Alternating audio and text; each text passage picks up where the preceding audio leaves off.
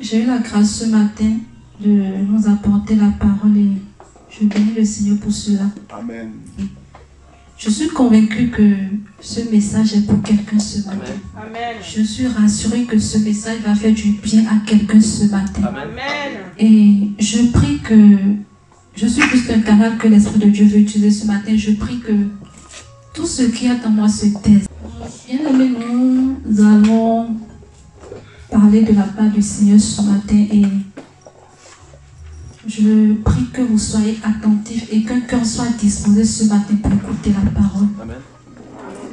Et il y a deux versets principaux que je vais utiliser ce matin. C'est le livre de 2 Timothée 1 à partir du verset 2 et Job 1. Donc si vous avez vos Bibles, vous pouvez l'ouvrir. 2 Timothée 1 à partir du verset 2. Je lis la parole de Dieu. Est-ce que nous pouvons tous nous lever et lire la parole de Dieu et honorer la parole de Dieu ce matin? Paul, apôtre de Jésus-Christ par la volonté de Dieu, pour annoncer la promesse de la vie qui est en Jésus-Christ à Timothée, mon enfant bien-aimé. Que la grâce, la miséricorde et la paix te soient données de la part de Dieu le Père et de Jésus-Christ notre Seigneur. Je rends grâce à Dieu que mes ancêtres ont servi et que je sais avec une conscience pure de ce que nuit et jour je me souviens continuellement de toi dans mes prières, me rappelant tes larmes et désirant te voir afin d'être rempli de joie, gardant le souvenir de la foi sincère qui est en toi, qui habita d'abord dans ton aïeul Loïs et dans ta mère Eunice et qui, j'en suis persuadé, habite aussi à toi. C'est pourquoi je t'exhorte à ranimer la flamme du don de Dieu que tu as reçu. Si quelqu'un a un stylo ou quelque chose, un souligneur, je vous prie de souligner cela. C'est pourquoi je t'exhorte à ranimer la flamme du don de Dieu que tu as reçu par l'imposition de mes mains. Car ce n'est pas un esprit de timidité que Dieu nous a donné. Au contraire, son esprit nous remplit de force, d'amour et de sagesse. N'aie donc point honte du témoignage à rendre à notre Seigneur, ni de moi son prisonnier. Amen. Amen. Amen. Mon deuxième texte sera le livre de Job 1.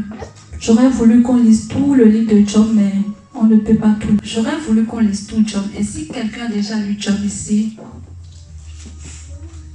vraiment c'est une grâce de comprendre le livre de Job. Et le thème de mon message de ce matin, c'est l'attitude à avoir dans les épreuves. L'attitude à avoir dans les épreuves. Alors, les épreuves, ça peut être beaucoup de choses. Ça peut être un vent qui souffle à un moment où on s'attend le moins. Ça peut être une situation difficile à laquelle nous sommes confrontés. Ça peut être l'appel d'un être très cher à nous, un être qui est très proche, à qui nous tenons vraiment. Ça peut être également une situation, l'appel d'un travail, l'appel d'un enfant. C'est beaucoup de choses, les épreuves. Et ça vient en fait, quand tu es dans une épreuve, ça vient en fait te casser, si je peux le dire. Ça vient en fait te fait croire que Dieu n'est pas avec toi. Ça vient te faire croire que Dieu n'existe pas et que la parole de Dieu n'est pas vraie. Alors, le premier livre qu'on a lu tout à l'heure, dans 2 Timothée 1, je vais nous expliquer en fait le livre. Je vais nous expliquer brièvement le livre. En fait, c'est Paul en fait qui parlait à Timothée. Et Timothée, c'est le fils spirituel de Paul. C'est Paul en fait qui a donné Christ à Timothée. C'est Paul qui a fait que Timothée a reçu le Seigneur. Et c'est Paul qui suit Timothée spirituellement. Donc c'est son père spirituel. Et dans le livre en fait, Paul était en train de réconforter Timothée parce que Timothée traversait une situation très difficile. Et quand nous lisons bien, Paul disait à Timothée que de se fortifier, qu'il aurait voulu être là pour fortifier Timothée et de se fortifier, de prendre courage parce que Dieu est avec lui. C'est pour cela que je nous avais demandé de souligner ce passage. Paul fortifiait Timothée parce que Timothée était dans les difficultés. On ne nous a pas dit exactement ce que Timothée avait, mais quand nous lisons en profondeur le livre, nous savons que Timothée traverse une situation difficile. Et Paul va parler à Timothée pour ranimer, pour fortifier la foi de Timothée. Alors, quand tu lis le livre de Job, la Bible dit que Dieu a trouvé Job intègre. Bien aimé, quand Dieu même dit qu'un homme est intègre, c'est qu'il est vraiment intègre. Et c'est quoi l'intégrité? Si je dois définir l'intégrité simplement, l'intégrité c'est la fidélité à quelque chose. La fidélité. Job, Dieu dit qu'il n'y a pas, en fait, sur la terre, un homme qui est intègre comme Job. Je ne sais pas combien de personnes il y avait sur la terre en ce moment. Mais une chose est sûre, Dieu dit qu'il n'y avait aucun homme qui était intègre comme Job. Donc ça veut dire que Job en fait était tellement intègre. Et Dieu même dit, Dieu va au-delà quand Satan vient vers Dieu et demande à Dieu en fait. C'est parce que tu n'as pas encore touché Job, c'est parce que tu as béni Job, c'est parce que tu lui as donné des biens, des troupeaux, c'est parce que tu lui as donné des enfants et tout, que Job t'aime. Et Dieu lui a dit, ce n'est pas cela, mais quand Satan voulait contester avec Dieu, Dieu a demandé à Satan, ok, si tu veux toucher Job, touche Job et nous verrons en fait si Job demeurera intègre. Et c'est ce que j'appelle en fait le test de l'intégrité. Le test de l'intégrité. Dieu a fait passer à Job le test de l'intégrité. Et c'est ce qui nous arrive dans notre vie, dans notre marche avec le Seigneur.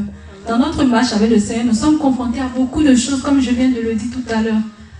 Mais qu'est-ce qui fait la différence entre quelqu'un qui a véritablement reçu le Seigneur et quelqu'un qui suit simplement le Seigneur pour ses intérêts personnels? Amen. Amen. Donc, nous pouvons être confrontés à ces choses-là, mais une chose qui me retient dans le livre de Job, c'est que Job est demeuré intègre.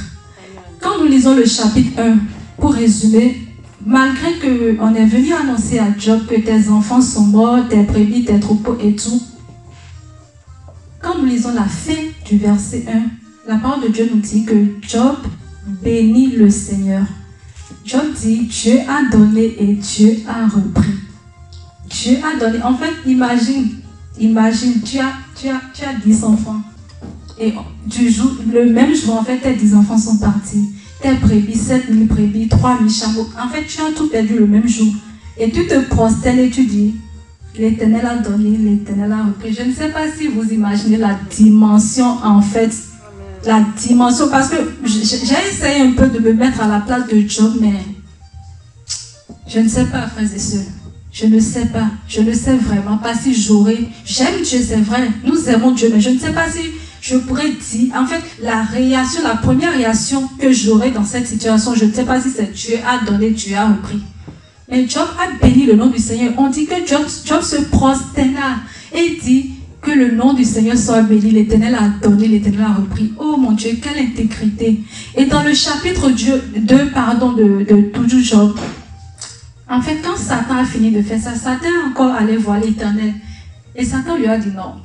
Malgré que j'ai frappé, parce que Dieu a interdit à Satan de prendre la vie de Job, malgré que j'ai frappé Job et tout, mais il ne t'a pas renié. Il est toujours intègre. Donc, qu'est-ce que je dois faire? Satan cherchait toujours des alibis. Et Dieu lui a même donné encore l'autorisation d'aller faire autre chose. Et cette fois-ci, on nous dit en fait que Satan est allé maintenant toucher la santé de Job. Satan a frappé Job d'un ulcère sévère. Et Job se grattait tout le corps. Bien-aimé, tu viens de perdre tout ce que tu as et tu tombes encore malade.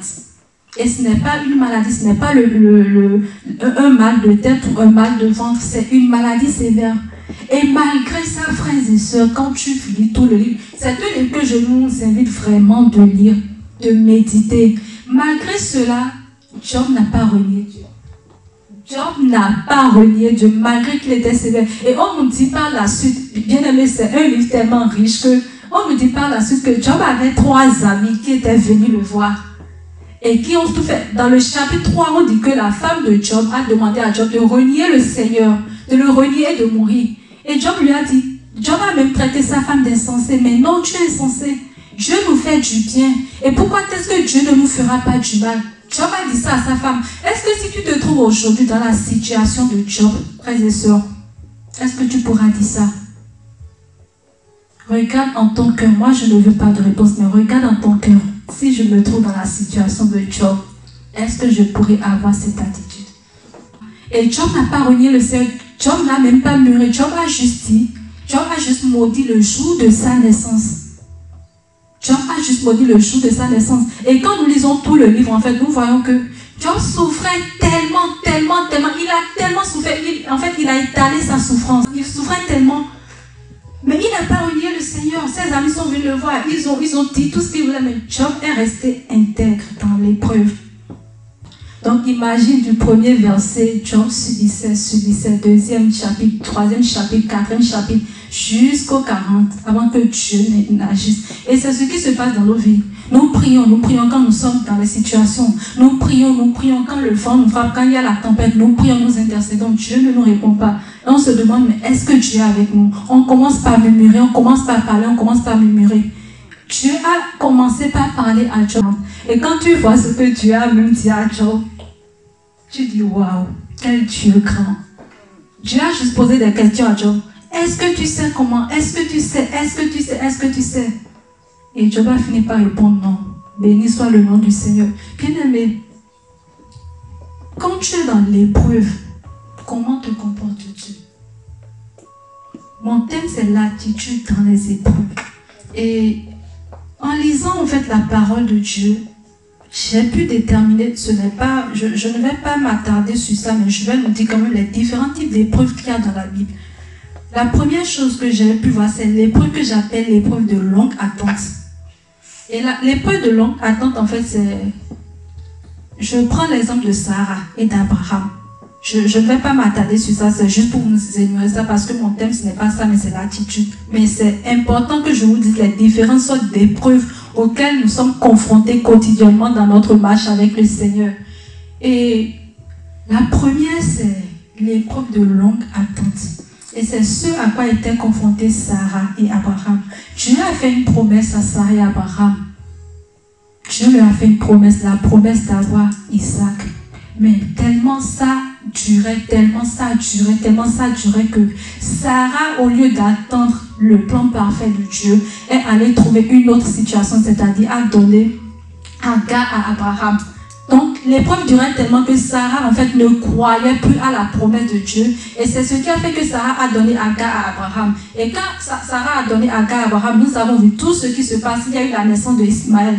Donc, en fait, Sarah est sortie carrément du plan de Dieu parce que dans le plan de Dieu, Dieu n'avait pas prévu Ismaël. Donc, Ismaël est venu se rajouter. Et ce n'est pas la grâce de Dieu, en fait, que Dieu encore a essayé de revoir la situation. Sinon, c'était chaotique. Et nous voyons aujourd'hui tout ce qui se passe à travers de Ismaël. Je ne vais pas rentrer dans les détails. Alors, le deuxième point, c'est l'épreuve que j'appelle l'épreuve de renoncement. L'épreuve de renoncement, je prends un exemple. C'est l'exemple toujours de Abraham, où Abraham aimait son pays. Abraham aimait sa patrie. Abraham aimait sa nation. Mais quand Dieu a visité Abraham, Dieu lui a dit quoi? Quitte ton pays, quitte ta nation. Quitte ton père, quitte tes proches, quitte ta famille et va dans le pays où je te donnerai. Bien-aimé, tu tiens à quelque chose, tu tiens à ta famille, tu tiens à ta maison, tu tiens à je ne sais pas, et Dieu te dit d'abandonner cette chose-là pour aller à une destination que toi-même tu ne connais pas. Parce que quand Dieu a envoyé Abraham, Dieu ne lui a pas dit le pays. Dieu lui a dit un pays que je te donnerai. Mais Abraham ne savait pas où il partait. Abraham, il est parti, mais il ne savait pas où il partait. Donc ça, c'est l'épreuve de renoncement. Et le troisième point, c'est l'épreuve que j'appelle l'épreuve de surplace. Et je vous assure que ça, c'est la meilleure épreuve, l'épreuve de surplace. L'épreuve de surplace, Dieu te donne des promesses. Dieu te dit que tu vas faire ça, tu vas faire ci, tu vas faire ça. Mes frères et sœurs, tu as l'impression que tu tournes en rond. Dieu t'a dit peut-être que tu seras une grande femme d'affaires, je ne sais pas. Dieu t'a peut-être dit que tu seras un grand homme, tu vas voyager dans les nations, tu seras un footballeur. Mais tu as l'impression en fait que rien ne va dans ce que Dieu t'a dit. Tu tournes en rond, tu es là, c'est l'épreuve du surplace. Et nous voyons en fait toujours dans Exode, quand Dieu a fait la promesse au peuple d'Israël de leur donner Canaan. Mais quand il partait, en fait, il y a eu beaucoup de situations, beaucoup d'épreuves. Mais Dieu lui a fait la promesse. Mais pourquoi est-ce que ça s'est passé comme ça? Et c'est comme ça, Dieu te fait la promesse, mais ils ont tellement tourné en rond parce qu'ils murmuraient. Et nous avons vu en fait qu'ils étaient bloqués. À un moment donné, ils étaient bloqués à Sinaï. Ils ont fait 2 ans à Sinaï. Quand tu étudies la parole de Dieu, tu vois qu'à Sinaï, ils ont fait 2 ans. Mais Dieu leur a dit, c'est à Canaan que se trouve la promesse. Dieu leur a fait la promesse. Mais ils tournaient en rond, Et c'est l'épreuve en fait du surplace. Tu es là. Mais Dieu a fait la promesse. Mais pourquoi je tourne en rond? Pourquoi j'ai l'impression que je n'avance pas et que je suis toujours sur place? Et frères et sœurs, quand ils ont tourné, est-ce que vous avez vu la fin? Est-ce que la promesse s'est accomplie ou non? Ça s'est accompli. Et souvent dans l'épreuve de surplace, en fait, quand nous supportons bien l'épreuve, quand nous apprenons, nous tirons des leçons, c'est l'épreuve de la gloire. L'épreuve de surplace, en fait, moi je me dis souvent, j'aime l'épreuve de surplace. C'est vrai que c'est difficile, mais quand tu finis, en fait, quand tu quittes, quand tu sors de l'épreuve de surplace, tu sors avec la gloire. Tu sors toujours avec la gloire de Dieu, parce que la promesse de Dieu s'accomplit toujours quand tu sors de l'épreuve de surplace. Amen. Et la quatrième épreuve que j'ai pu, peut-être qu'il y en a d'autres dans la Bible, mais c'est ce que moi j'ai pu trouver dans la Bible. La quatrième épreuve, c'est l'épreuve de privation.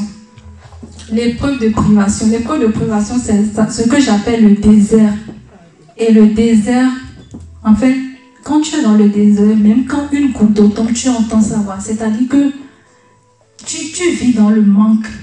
Tu vis mais dans le manque total. Même pour trouver à manger, c'est difficile. Mais Dieu est là-dedans. Dieu est dedans.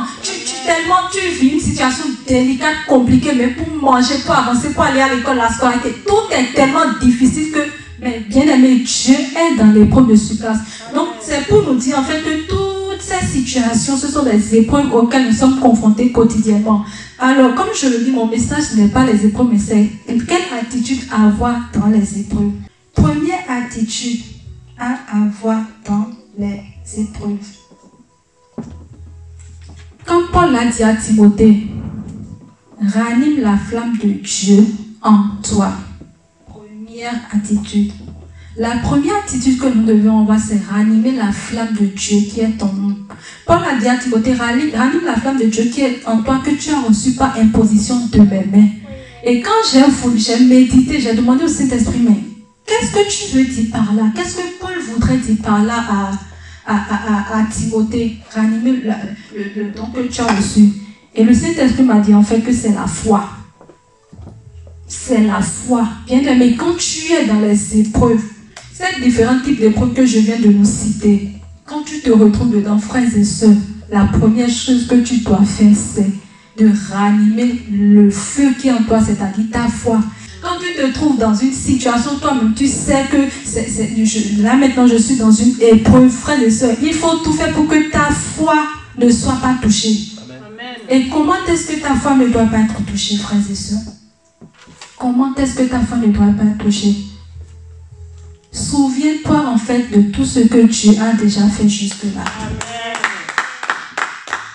Souviens-toi de tout ce que Dieu a fait jusque-là, frères et sœurs. Il y a des situations où on oublie même que Dieu avait déjà fait quelque chose pour nous. Tellement c'est difficile que tu oublies tout ce que Dieu a fait là, jusque-là. Et c'est pour ça que moi, je dis souvent, à la fois une cahier d'action de grâce. C'est important, frères et sœurs. Avoir un cahier d'action de grâce, c'est hyper important parce que quand tu as un cahier d'action de grâce, c'est que quand Dieu te fait quelque chose, tu écris Seigneur, merci pour la vie. Seigneur, merci pour la nourriture. Frères et sœurs, quand tu écris toutes ces choses, tu as un cahier d'action de grâce. Et dans les épreuves là, quand c'est difficile et que tu sors ton cahier d'action de grâce, frère, tu vois tout ce que tu as fait jusque-là. Et tu peux contempler. Et ça te redonne la foi. Ça te prouve en fait que si Dieu a eu à faire tout ça, Dieu le fera encore davantage, frères et sœurs. C'est vraiment, vraiment important. Tu dois ranimer la flamme qui est en toi. C'est Paul qui a dit ça à Timothée. Je ne sais pas ce que Timothée traversait, mais Paul lui a dit, ranime le don que je t'ai donné par imposition de main. Et je suis allé fouiller, il a dit, mais Saint-Esprit, qu'est-ce que Paul a pu donner à Timothée par imposition de main? Et le Saint-Esprit m'a dit, c'est la foi. Amen. C'est la foi qu'il a reçue par imposition de main quand il a accepté le Seigneur. Quand il dit, tu dois ranimer ce don en toi. Tu dois tout faire pour que ça ne s'éteigne pas. Parce que quand ça va s'éteindre, et une chose que je vais nous dire aussi, c'est que Dieu ne tente personne.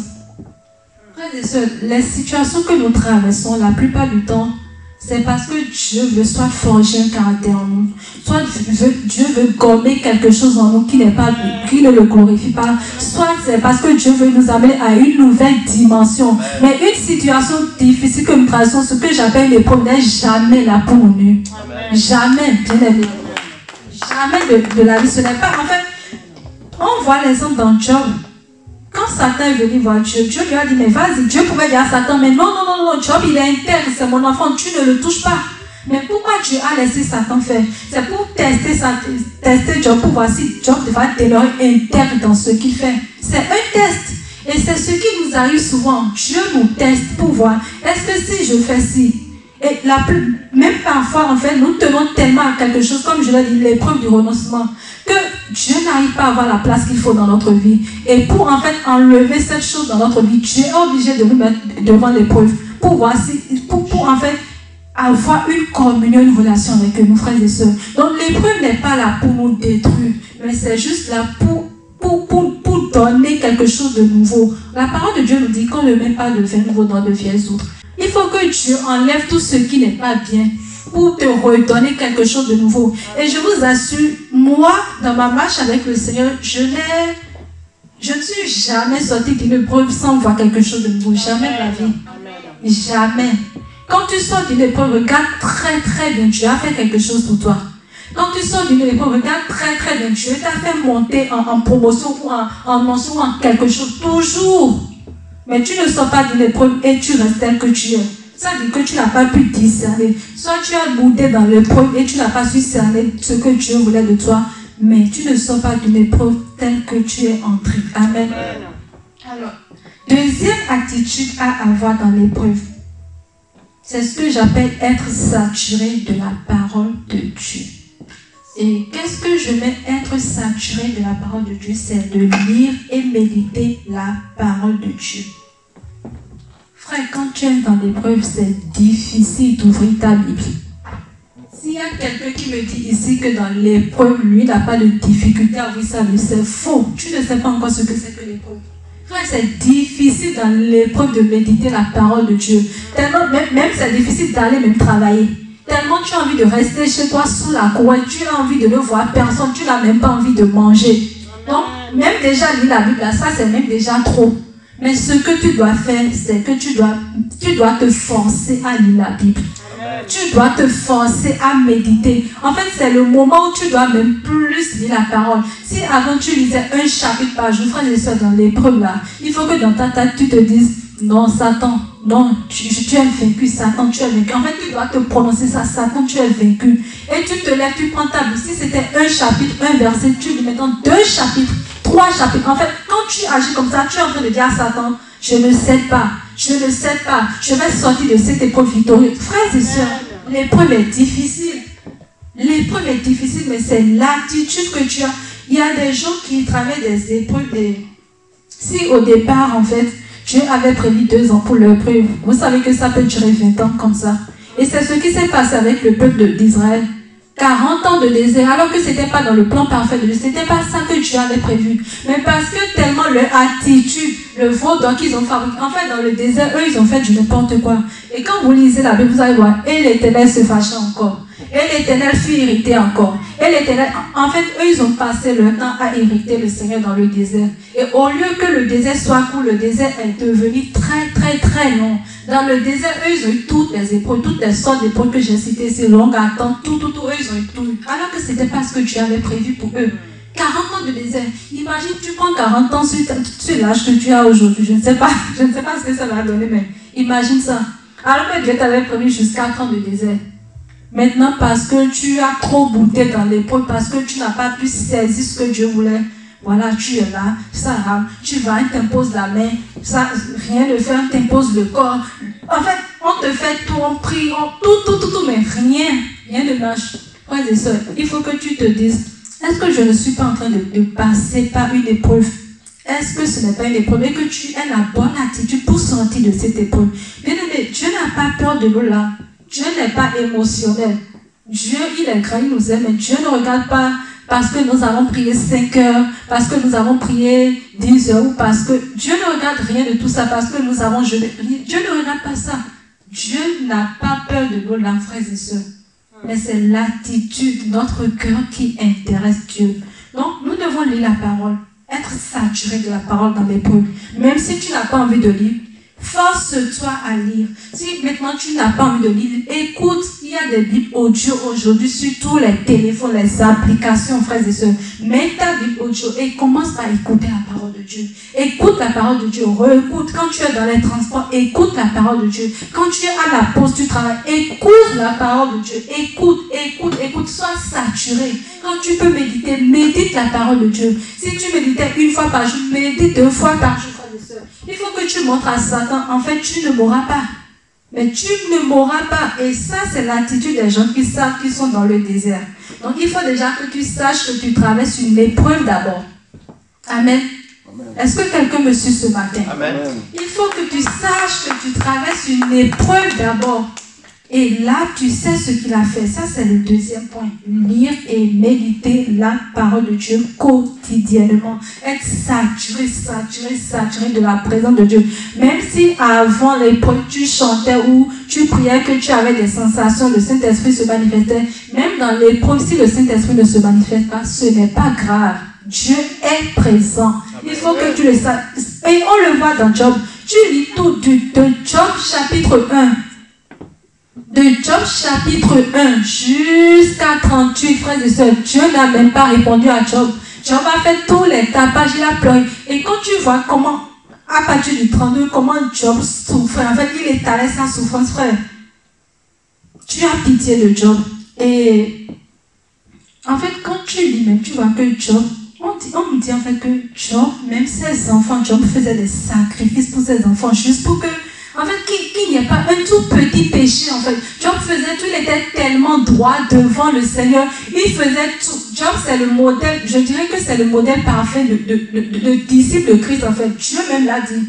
Nous, est-ce que quand nous péchons et tout, est-ce que nous nous soucions aujourd'hui de nos enfants, de la condition de nos enfants? Mais non. Job, il faisait des sacrifices. La parole de Dieu nous dit, chaque fois quand ses enfants sortaient et revenaient, il faisait des sacrifices juste pour expier leur péché. Parce qu'il se dit, peut-être qu'en sortant en ville, ils ont péché. On ne sait pas, donc je préfère sacrifier quelque chose pour expier leur péché et être sûr qu'il n'y a rien. Donc, imaginez, en fait, il est tellement droit. Job est tellement droit. Et dans le verset, il citait en fait tout ce que l'Éternel n'aimait pas. Et il disait en fait qu'il n'a rien fait de tout ça. Parce qu'il cherchait en fait la faille. Et dans les épreuves, en fait, c'est ce qui se passe. On se demande, mais Seigneur Jésus, mais je n'ai pas fait ci. Je donne ma dîme. Je fais ci. En fait, on essaie de chercher où se trouve le problème. Frère et sœur, tu ne peux pas se trouver où se trouve le problème. C'est une épreuve. C'est une épreuve. Tu veux trouver le problème où? Tu n'es pas le Saint-Esprit. On essaie de trouver le problème, on cherche de A à Z. On se demande, mais est-ce que je me suis... Même les péchés que tu n'as pas commis, tu te réponds pour les péchés. Je sais de quoi je nous parle, frères et sœurs. Même les péchés de tes ancêtres jusqu'à 10 générations, tu commences par les confesser. Est-ce que tu étais là quand tes ancêtres ont péché? Tu étais là. Donc, frères et sœurs, les épreuves, si tu n'as jamais eu une épreuve, tu ne peux pas comprendre ce que j'ai dit. C'est difficile. C'est difficile. Tu confesses les péchés, c'est des choses impossibles. Il y a un verset que j'aime bien dans la Bible. Proverbe 16. Prenons le 16, s'il vous plaît. 6 choses que est le Seigneur, et 7 lui sont en horreur. Des yeux hautains, une langue menteuse, des mains qui répandent le sang innocent, un cœur qui machine des plans pervers, des pieds empressés à courir vers le mal, un faux témoin qui profère des mensonges et celui qui suscite des querelles entre frères. Amen. Merci. Sois béni. On dit, il y a 6 choses, même 7 que l'Éternel est. En fait, ce verset, ça vient simplement te rappeler les choses que Dieu est. Les choses que Dieu n'aime pas. Et quand tu lis le verset de Job, en fait, Job, même si toutes ces choses, il dit à l'Éternel, mais Seigneur, je n'ai rien fait de tout ça. Je n'ai rien fait de tout ça, en fait. Et en gros, en fait, on voit combien Job était droit. Donc, imagine, moi, je me suis juste dit, Seigneur, Saint-Esprit, si Job était droit jusqu'à ce point, et malgré ça, tu as laissé Satan toucher à sa vie, toucher à ses biens, toucher à ses bénédictions, à tout ce qui est à lui. Et nous, frères et sœurs, et toi et moi, qui sommes-nous pour que Dieu ne permette pas à ce que nos vies soient touchées? Qui sommes-nous à ce que Dieu... En fait, Dieu Job, l'intégrité de Job me dépasse, frères et sœurs. Ça me dépasse l'intégrité. Il est tellement intègre. Et Dieu même dit qu'il n'a pas trouvé un homme aussi intègre que Job. Bien aimé, Job était intègre. Mais il était soumis à l'épreuve. Il est soumis à l'épreuve. Et nous avons vu qu'à la fin, bien aimé, j'aime la fin. À la fin, on dit que Dieu a multiplié. Et j'ai essayé de situer en fait la situation de Job dans les épreuves que j'ai citées. J'ai trouvé que c'est l'épreuve en fait de renoncement. Parce que Satan disait en fait à Jésus, à Dieu, que c'est parce que tu l'as béni. C'est parce que tu lui as donné des brebis, une femme, des enfants. Donc c'est l'épreuve de renoncement. Dieu s'est juste dit, ok, donc si je lui récupérais toutes ces choses que je lui ai données, s'il renonçait à ces choses-là, quelle sera son attitude? Dieu a multiplié les bénédictions. Amen. Dieu a multiplié. Frères et sœurs, quand tu vois dans le premier chapitre, il avait combien? 7 000 brebis. Dans le dernier, quand Dieu a multiplié, il avait 14 000. En fait, Dieu a multiplié toutes les bénédictions. Et on nous dit que l'Éternel bénit Job. En fait, il était tellement béni. Dieu lui a redonné des fils, des filles. On nous dit que Dieu lui a donné des frères, des sœurs. Moi, je me suis juste demandé, Dieu a encore trouvé les frères et sœurs où il lui a donné. En fait, Dieu est tellement bon. Dieu a multiplié les bénédictions. Quand Job est sorti, dans l'épreuve, Job a même voulu mourir. Job a demandé à Dieu de le prendre en fait pour qu'il parte parce qu'il ne voulait plus vivre. Mais Dieu ne l'a pas pris. Et ça nous arrive. Si tu as vécu l'épreuve que tu n'as pas demandé à Dieu de te prendre, frères et sœurs, il te reste encore du chemin. Il y a des épreuves que quand tu vis, tu te dis, Seigneur, mais qu'est-ce que je fais, monsieur la terre, il faut me prendre. Frère, il y a encore du chemin. Si tu n'as pas encore dit ça, je t'assure qu'il y a encore des épreuves que tu n'as pas suivies. L'épreuve de l'élévation, tu n'es pas encore à ce niveau. Tu dois pas demander à Dieu, Seigneur, prends-moi, prends mon âme, je suis souffrante. Mais Dieu ne lui a même pas répondu. Dieu ne nous répond même pas. Tu te demandes, mais est-ce que Dieu même là, il est présent? Ou est-ce qu'il est en vacances? En fait, il y a beaucoup de choses qui passent dans ta tête. Mais frère, je voudrais te rassurer ce matin que Dieu est présent. Amen. Alors ça, c'est le deuxième point. Le troisième point, c'est ce que j'appelle garder le dépôt de Dieu en toi. Frères et sœurs, dans l'épreuve, il faut que tu gardes le dépôt de Dieu en toi. Et tous ces points-là, je les ai récupérés dans le livre de 2 Timothée, comme je l'ai dit tout à l'heure. Ce sont des conseils que Paul a donnés à Timothée dans l'épreuve. Alors, le troisième point, c'est garder le dépôt de Dieu en toi. Qu'est-ce que je mets dans garder le dépôt de Dieu en toi? Frères et sœurs, autant que nous sommes ici, nous avons déjà écouté une prophétie de Dieu. Nous avons déjà entendu Dieu nous parler de la bouche d'un serviteur ou de quelqu'un. Nous avons déjà entendu le Saint-Esprit nous parler ou dans un songe ou dans une vision. Nous avons une promesse de Dieu. Amen. Dieu t'a fait une promesse. Amen. Dans l'épreuve, souviens-toi de la promesse que Dieu t'a faite. En fait, ne perds pas de vue la promesse. Dieu t'a dit que tu iras aux États-Unis. Tu traverses une épreuve. Est-ce que tu es déjà allé aux États-Unis? Et pourquoi tu vas mourir? Amen. Pourquoi tu vas mourir si tu n'es pas encore allé aux États-Unis? Il faut, en fait, dans l'épreuve là, tu dois être focalisé sur la prophétie que Dieu t'a donnée. Ton regard doit être, dans l'épreuve, si tu veux même écrire la prophétie sur quelque chose, mets ça au chevet de ton lit. Et tous les matins, tu regardes ça, tu dis, Seigneur, mais je n'ai pas encore fait ça, je ne peux pas, l'épreuve ne peut pas me tuer. Tu dois garder tes yeux sur la prophétie. Garde tes yeux focalisés. C'est ce que j'appelle en fait, garder le dépôt de Dieu en toi. Dieu a déposé quelque chose en toi, frères et sœurs. Amen. Amen. Dieu a déposé quelque chose en toi, une prophétie, quelque chose, une parole de connaissance, de, je ne sais pas, de sagesse ou quelque chose. Mais tu dois avoir les yeux focalisés sur ça. Je t'ai dit que tu seras footballeur. Tu ne joues même pas encore dans le club du quartier. Et pourquoi tu vas mourir? Amen. Si tu regardes là, le footballeur là, ça veut dire que Dieu a menti. Dieu n'est pas un menteur. Amen. Dieu n'est pas un menteur. Dieu t'a dit que tu vas remplir des stades, que tu seras un grand pasteur, un grand homme de Dieu. Et la maladie te prend. Et tu as peur de mourir. Frères et sœurs, est-ce que tu as déjà rempli les stades? Toutes les personnes qui viendront à Christ dans le stade, est-ce que tu les as déjà vues? Mais garde tes yeux sur Christ, en toi. Amen. Frères et sœurs, je t'ai dit que tu auras des jumeaux. La mort veut te prendre. Est-ce que les jumeaux là sont, tu as déjà les jumeaux? Et pourquoi tu auras peur? Frère, garde les yeux sur les jumeaux, tu les auras. Bien aimé, il faut garder le dépôt de Dieu en toi. Tu dois être focalisé sur soi. Tu dois dire à Satan, mais rappelle même à Satan, marche dans ta chambre. Moi, souvent, c'est quand j'ai des problèmes, même des problèmes qui me dépassent. Quand moi, j'étais célibataire, si tu me vois trop sapé, trop marqué, c'est que j'ai trop de problèmes. J'ai trop de problèmes. J'ai tellement de problèmes que quand je sors, je n'ai pas d'argent, mais je fais tous les magasins. Amen. Tu me vois, Val d'Europe, tu me vois, je suis très bien sapé, marqué, tout. Tu me vois, je fais les magasins. Mais frère, le problème qui est sur mon dos, tu ne peux pas comprendre. Bien aimé, il faut montrer à Satan parfois que tu es riche, même quand tu n'as pas mangé. Amen.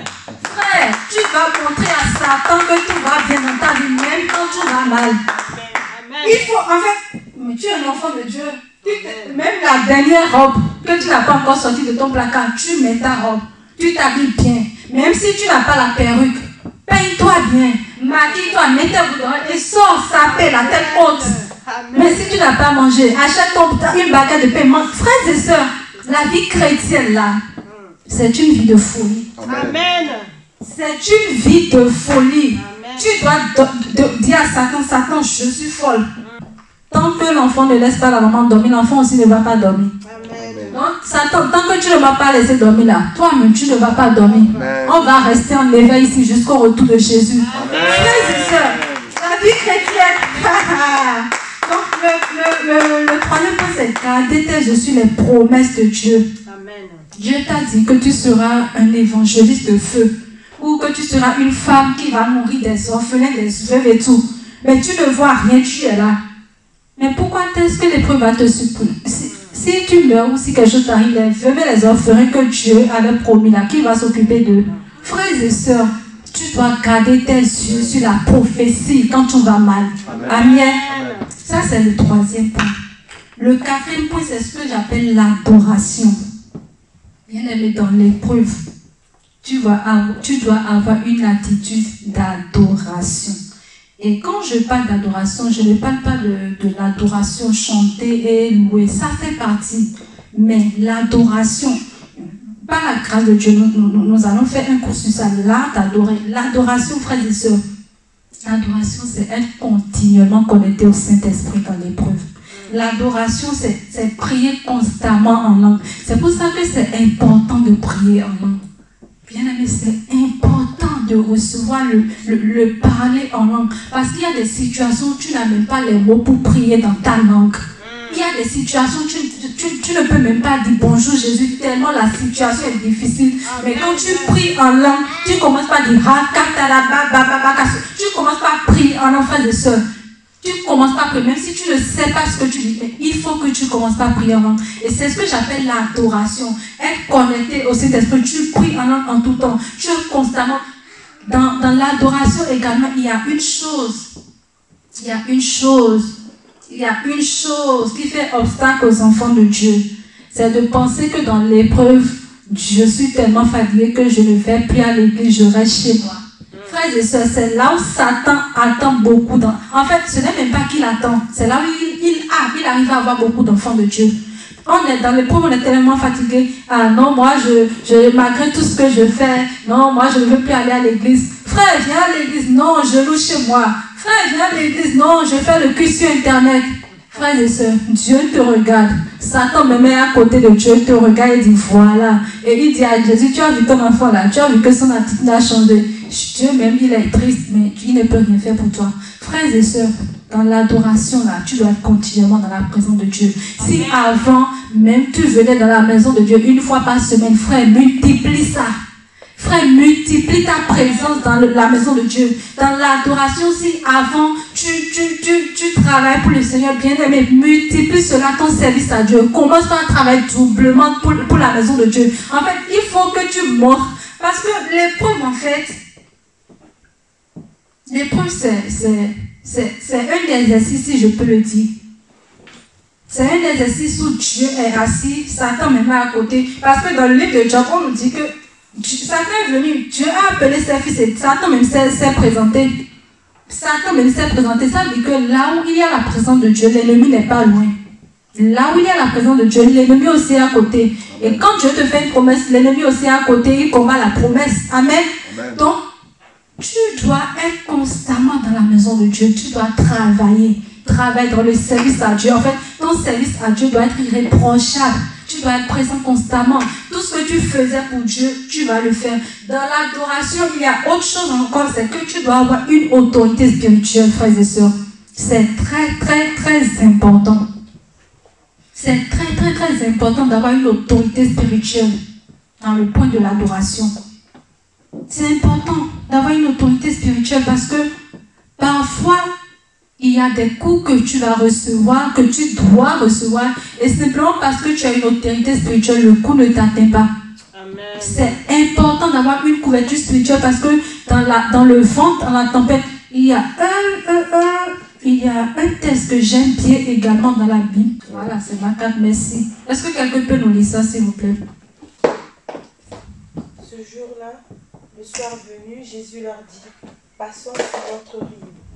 Quittant la foule, il emmène Jésus dans la barque où il se trouvait, et il y avait d'autres barques avec lui. Survient un grand tourbillon de vent, les vagues se jetaient sur la barque, au point que déjà la barque se remplissait. Et lui, à l'arrière, sur le coussin, dormait. Il le réveille et lui dit, Maître, cela ne te fait rien que nous périssions? Amen. C'est bon. Merci, ma soeur. Non, je parlais de l'autorité spirituelle qui est hyper importante. Quand nous regardons en fait cette situation, nous voyons que ils étaient tous dans la barque, mais Jésus, lui, il dormait. Il était dans le calme. La parole de Dieu nous dit que c'est dans le calme que se trouve notre force. Amen. Donc Jésus dormait dans la barque et les disciples s'agitaient parce qu'il y avait la tempête. Et il y a un qui crie, Seigneur, tu ne vois pas que nous périssons? Et la parole de Dieu ne nous dit pas la suite que Jésus s'est levé. Il a ordonné à la tempête de se calmer et la tempête s'est calmée. C'est une histoire que j'aime beaucoup. Amen. Donc en fait, dans cette situation, je prends cet exemple pour nous dire quoi? Si Jésus n'était pas dans la barque ce jour-là, les disciples allaient périr. Si Jésus n'était pas dans la barque, tellement ils ont confessé avec leur bouche, nous périssons qu'ils vont périr simplement parce qu'ils l'ont confessé. C'est parce que Jésus-Christ était dans la barque ce jour-là que Jésus-Christ a calmé. Ce n'est pas parce qu'ils n'avaient pas la possibilité de calmer la tempête, parce qu'ils ont marché avec Jésus. Ils ont marché, c'est des gens qui ont marché avec Jésus pendant des années, ils ont vu faire beaucoup de choses. Donc on ne peut pas dire qu'ils n'ont pas encore l'autorité qu'il faut. Ils pouvaient exercer leur foi, mais ils ne l'ont pas fait. Jésus, nous périssons. Et Jésus s'est levé, Jésus a donné de l'ordre et la tempête s'est calmée. Et ils ont fini par dire, qui est cette personne qui donne de l'ordre au vent et puis le vent s'arrête? Oui. Donc l'autorité spirituelle, frères et sœurs, parfois il y a des combats, des coups que tu dois recevoir, mais parce que tu as une autorité spirituelle, le coup ne monte pas à toi. C'est important d'avoir une autorité spirituelle dans les épreuves. Tu dois avoir quelqu'un qui est là, qui dit, Satan, tu lâches mon fils, tu lâches ma fille, Satan, tu ne touches pas. Tu dois avoir quelqu'un. Tu dois avoir quelqu'un. Tu ne peux pas.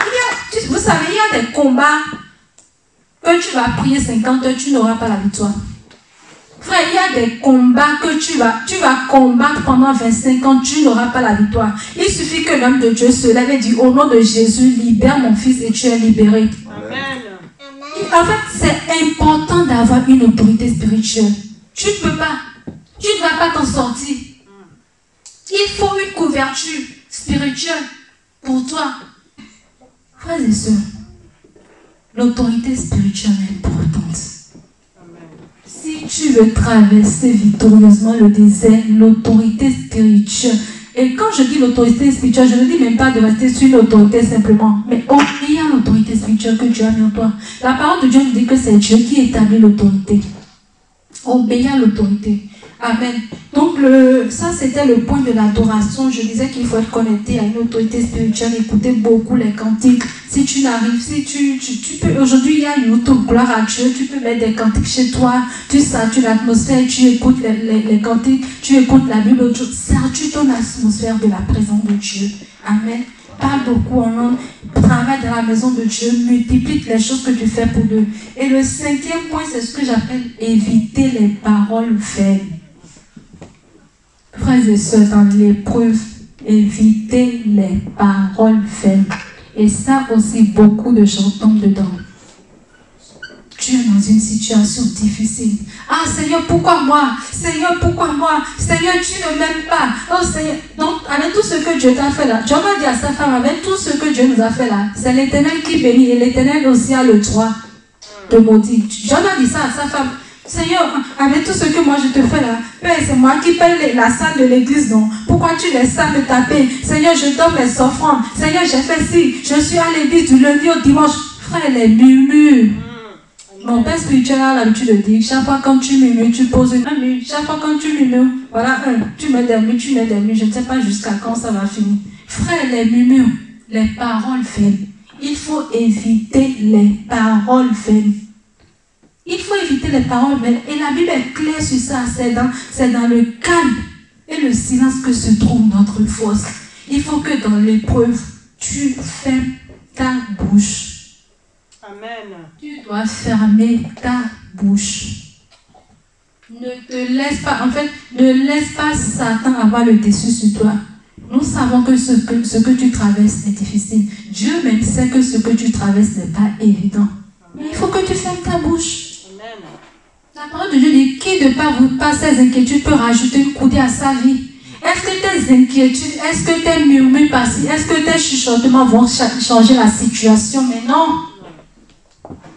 La situation ne changera pas. Il faut que tu fermes ta bouche et que tu te confies en l'Éternel davantage. Amen. Job n'a pas murmuré, frères et sœurs. Le seul moment où Job a parlé, c'est qu'il a maudit le jour de sa naissance. Job n'a pas murmuré, frères et sœurs. Non. Il ne faut pas murmurer. En fait, surtout ça, il faut éviter surtout ça. Frères et sœurs, il faut que dans l'épreuve, tu évites les paroles vaines. Est-ce que quelqu'un peut nous lire Matthieu 12, verset 26, s'il vous plaît? Matthieu 12, verset 26. On murmure beaucoup dans les épreuves. Et on en a vu l'exemple avec le peuple d'Israël.